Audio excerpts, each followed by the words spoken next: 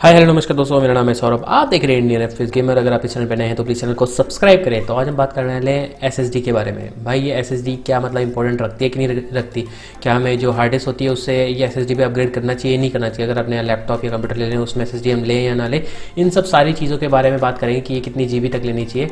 सो ये वीडियो शुरू करने से पहले मैं आपको बोलना चाहूँगा, अगर ये वीडियो आपको अच्छी लगी तो प्लीज़ लाइक करें, चैनल पर नए हैं तो प्लीज़ सब्सक्राइब करें। तो चलो शुरू करते हैं, लेट्स बिगिन।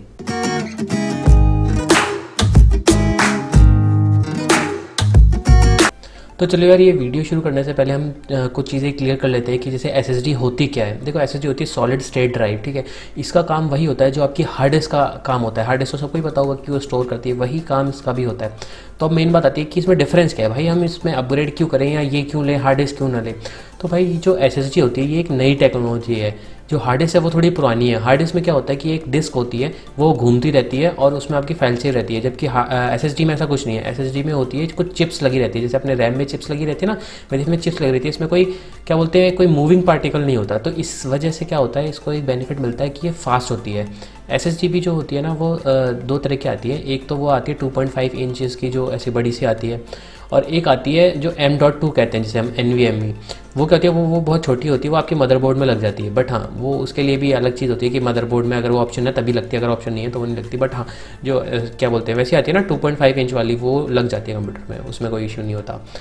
तो अब बात कर लेते हैं कि जो एसएसडी है इसे लगाने से कुछ फ़ायदा भी है अपने लैपटॉप में या डेस्कटॉप में, या फिर ऐसे ही फालतू में पैसे हम बर्बाद कर रहे हैं। तो देखो, इसमें फ़ायदा बिल्कुल है। अगर आप वीडियो एडिटिंग करते हैं या आप गेमिंग खेलते हैं तो उसमें जो लोडिंग प्रोसेस होती है ना, वो ये बहुत फास्ट करता है। इवन जब आप विंडोज़ बूट करते हैं तो उसमें भी बहुत फास्ट आपको फ़र्क पता चल जाएगा एक हार्ड डिस्क में और एक एसएसडी में। अब एसएसडी आती है M.2 और वो 2.5 की जो साटा वाली होती है। हाँ, उसमें जो होता है वो ज़्यादा फ़र्क नहीं होता। अगर आप गेम खेलते हैं, वीडियो एडिटिंग करते हैं, उनमें बहुत मिनिमल फ़र्क होता है, वो आपको पता भी नहीं चलेगा। बट हाँ, हार्ड डिस्क से अगर आप एसएसडी पाते हैं तो आपको अलग से ही पता लग जाएगा कि हाँ भाई, परफॉर्मेंस इनहेंस हो रही है आपके डेस्कटॉप या लैपटॉप की। अब बात आ जाती है कि अगर हम नया लैपटॉप लेने जा रहे हैं उसमें हम एसएसडी कंसिडर करें या नहीं करें। तो भाई, अगर आप लैपटॉप ले रहे हो या डेस्कटॉप ले रहे हो, आप एसएसडी मस्ट कंसिडर करो 2020 में।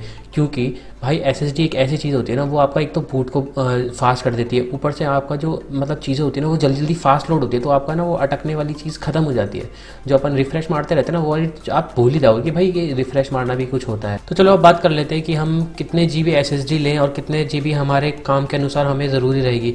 तो यार देखो, मेन बात तो बजट की चीज़ होती है। अगर आपके पास बजट अनलिमिटेड है तो आप तो 4 TB के एसएसडी ले लो, वो कोई इशू ही नहीं है, बात खत्म हुई।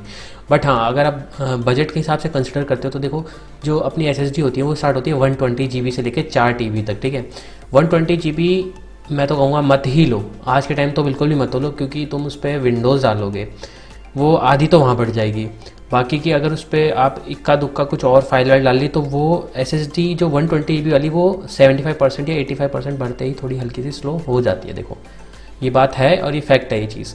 इसलिए अच्छा, मैं आपको ये बोलूँगा कि आप है ना 256 GB जो आती है, इससे ऊपर एक 256 आती है, उस पर ही कंसिडर करो। क्योंकि आप उसमें विंडोज़ डाल लोगे, ऊपर से आप अपने सॉफ्टवेयर भी इंस्टॉल करोगे, तो उसमें मतलब अच्छी खासी आपको जगह मिल जाएगी।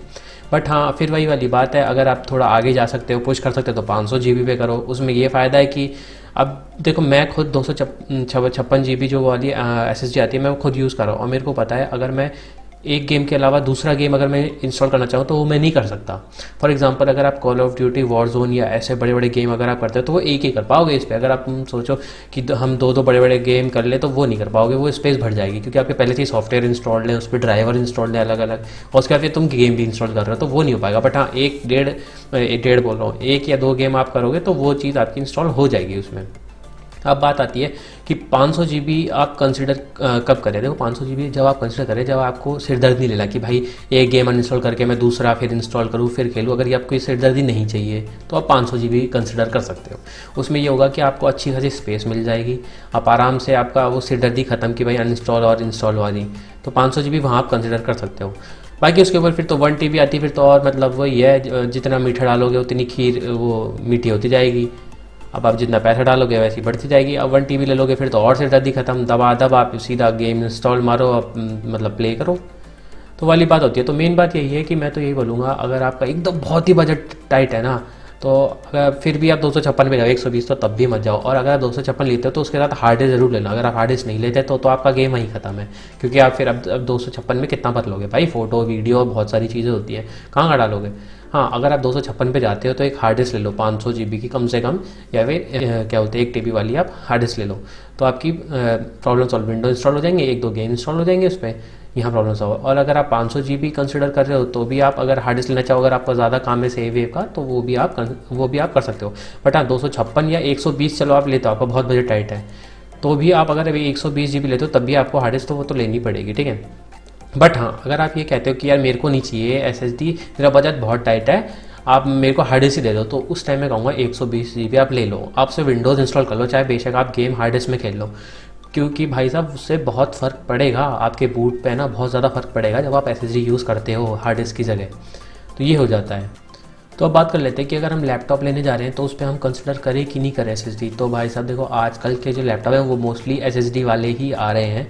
अगर कुछ आ रहे हैं 30,000 से नीचे वाले जो SSD नहीं देते, हार्ड डिस्क देते, तो मैं कहूँगा थोड़ा सा अपना बजट एक्सपेंड कर लो, उसमें SSD वाला ही लो, क्योंकि आज के टाइम पे हार्ड डिस्क मत लो यार, वो बहुत स्लो कर देता है। एक तो लैपटॉप में होती, जब हार्ड डिस्क वाले आते हैं उसमें होती 4 GB रैम है, और उसमें तुम हार्ड डिस्क लगाओगे वो बहुत ही स्लो बूट होगा। इससे अच्छा तुम ट्राई करो कि कोई SSD वाला लैपटॉप मिल जाए और उसमें हार्ड डिस्क आप लगवा लो अलग से, तो वो सही चीज़ रहेगी। क्योंकि तुम्हें देखो, मैं बताता हूँ, लैपटॉप जो एक चीज़ है ना, वो एक स्लो डेवलपमेंट टेक्नोलॉजी है एज़ कम्पेयर टू डेस्कटॉप के। अगर हम बात करते हैं डेस्कटॉप में क्या है कि आप अपग्रेड कर सकते हो, बट लैपटॉप में इतने आपको क्या बोलते हैं मिलते नहीं है कि ऑप्शंस कि आप अपग्रेड भी कर लो और ये हार्ड डिस्क भी लगा लो, ये भी लगा लो, वो भी लगा लो, वो नहीं कर सकते। वो एक टाइम वन टाइम वाली चीज़ होती है वो। तो मैं यही कहूँगा कि आप SSD लैपटॉप में ले लो।